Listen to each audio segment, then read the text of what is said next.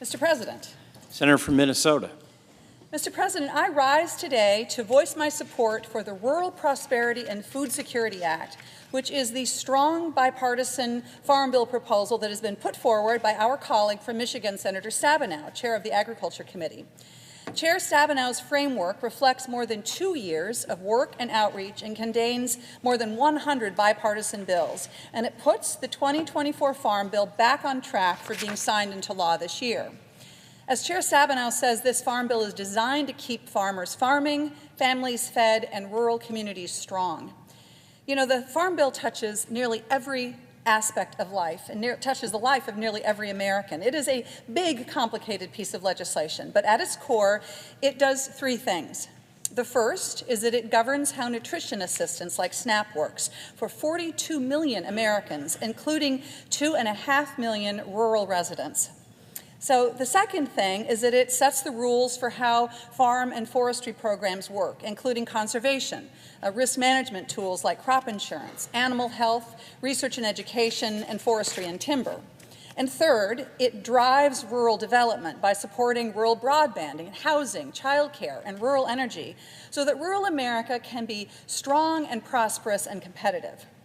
Now, for many years, the Farm Bill has bucked the tide of partisanship in Congress by finding common ground, providing stability and predictability to farmers and ranchers in rural communities, and by sustaining nearly 23 million jobs across the country.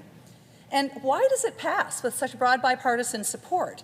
Because we have all agreed in Congress to support what I think of as the 3 pillars of the Farm Bill: nutrition assistance, farming and conservation programs, and rural development. This has been the grand bargain of Congress, that we agree together to keep each of these pillars strong, and then you can pass the bill. And if you weaken any of these pillars, then a bipartisan farm bill, it just doesn't stand. And colleagues, this grand bargain will be the recipe for success for the 2024 Farm Bill as well. So I want to spend a few minutes talking about where we have agreement and what more we need to do to pass a strong bipartisan bill. Chair Stabenow released her proposal in early May, and just this week, the House Agriculture Committee will mark up Chair Thompson's Farm Bill proposal. And while Chair Thompson should be commended for including many proposals with broad bipartisan support, his bill significantly weakens nutrition and conservation programs, and this undermines the grand bargain that is necessary to pass a bipartisan bill. Here's what I'm talking about when it comes to nutrition programs. So almost 45 million Americans live in homes that don't have access to affordable food, regular access to affordable food. And almost all of these households are either working families or seniors or people that are living with disabilities. And this is, interestingly and especially, a rural issue. Households in rural areas are even more affected. Of the 10 counties facing food insecurity, the top 10 counties facing the greatest food insecurity in this country, 9 are primarily rural areas. So Chair Stabenow's proposal, which I support, strengthens nutrition assistance. It makes certain that nutrition assistance now and into the future is going to meet the needs of Americans by making sure that monthly stipends are enough so that families can afford the food that they need. And Mr. President, I want to just note, it's not as if people are getting lots and lots of money here. I think the average cost for a family, the average benefit of a family is somewhere in the neighborhood of $6 a day. So this is not, we're not talking about a lot of money per person.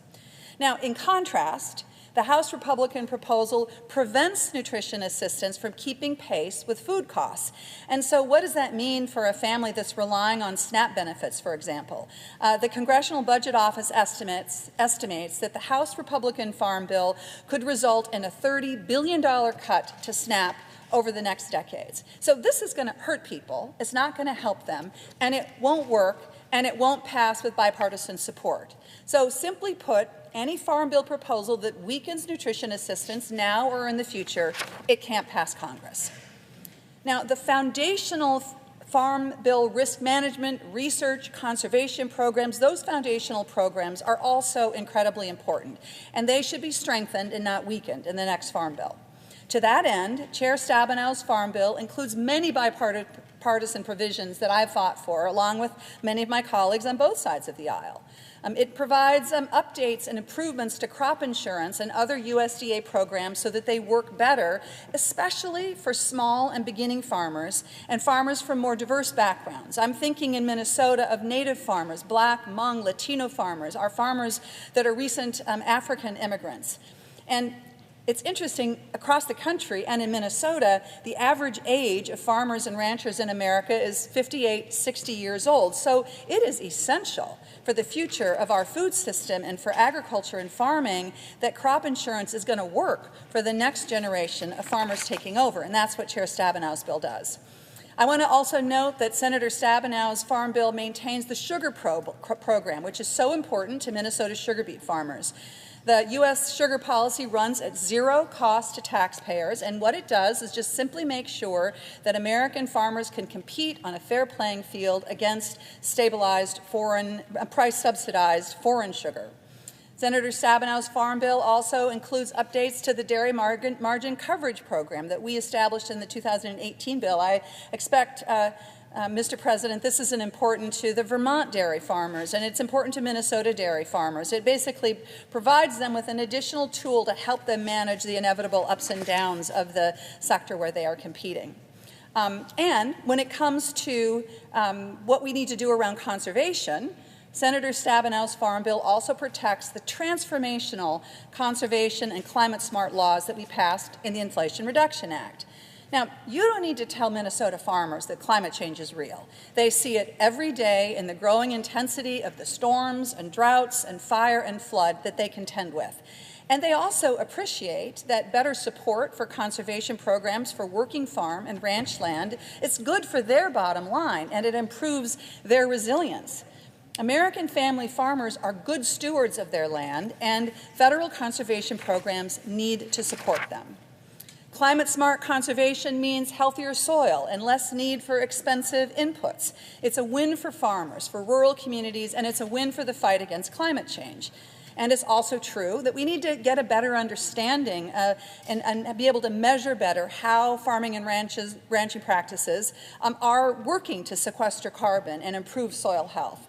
And so I appreciate Chair Stabenow's work to include ideas from my bipartisan bill with Senator Young from Indiana to work on this and to help farmers identify best practices to make their farms more resilient and to combat climate change at the same time. So now is not the time to dismantle or weaken conservation and climate-smart agriculture efforts.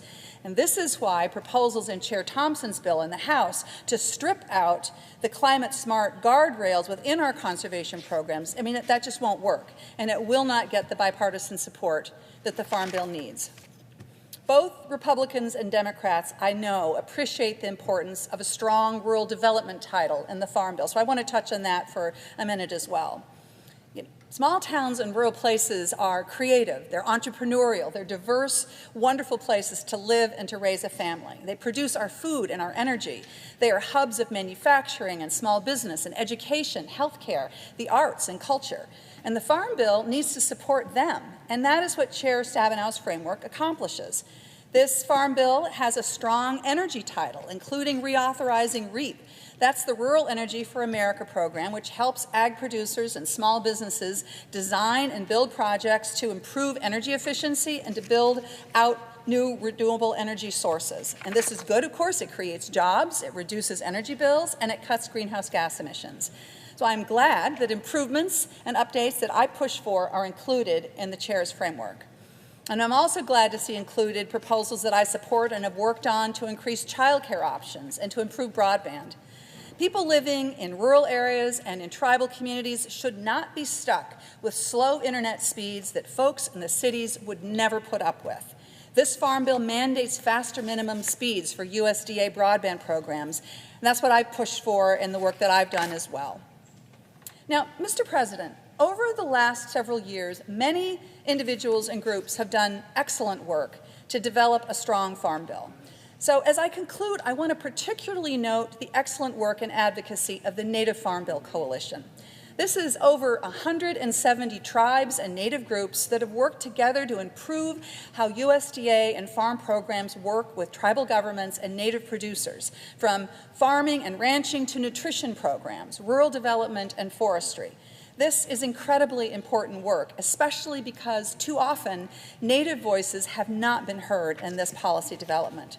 In 2018, the Farm Bill changed that. Under Chair Stabenow's leadership, the 2018 Farm Bill included over 60 provisions that benefited Indian country. And this was a huge success, and we learned a lot from that. And this next Farm Bill has to continue that progress. Members of the Native Farm Bill Coalition are visiting Washington just this week to testify to our responsibility in Congress as defined in our treaty and trust obligations to include Native farmers and tribal governments in decisions about agriculture and forestry. We need to listen to them. It is actually our obligation to listen to them and to right the wrongs that have been perpetrated since the beginning of federal farm and nutrition policy and long before. Tribal self-government is an essential step here. So self-governance, what it does is it recognizes that tribal nations' authority to administer federal programs, they have that authority within their own communities, and it recognizes that. This is not a new idea, Mr. President. It's worked successfully for over 30 years and is widely seen as one of the most successful federal Indian policies that we've moved forward. And it works because it recognizes that tribal governments are in the best position to know what their communities need, and they know best how to deliver them. This is called 638 authority. Folks may have seen this on people walking with buttons around the hallways talking about 638 authority. What it comes from is the Indian Self-Determination and Education Assistance Act, and it says that tribes can have the authority to plan and conduct and administer federal programs. So the 2018 Farm Bill created several self-governance pilot projects in forestry and in nutrition programs. These were very successful, and they should be made permanent. Chair Stabenow's bill does this, along with also including many other provisions to recognize and respect the role of tribal governments and Native producers. And we can do more, and we should. With expanded self-governance authority, tribal nations will be able to build food systems that address food insecurity. They will be able to increase access to indigenous foods and to use indigenous knowledge for forest management and to support strong tribal economies. Tribal leaders often say, "Nothing about us without us." This value must guide us as we pass a 2024 Farm Bill. And I will continue to stand with Native leaders so that we can continue to make progress and pass the very best Farm Bill possible. One that respects our responsibilities to tribes and to Native people. One that keeps farmers farming, families fed, and rural and tribal communities strong. We have a lot more work to do, but we've made progress, and I am ready to keep up the work with my Democratic and Republican colleagues to pass a Farm Bill that delivers on this promise. Thank you, Mr. President. I yield the floor.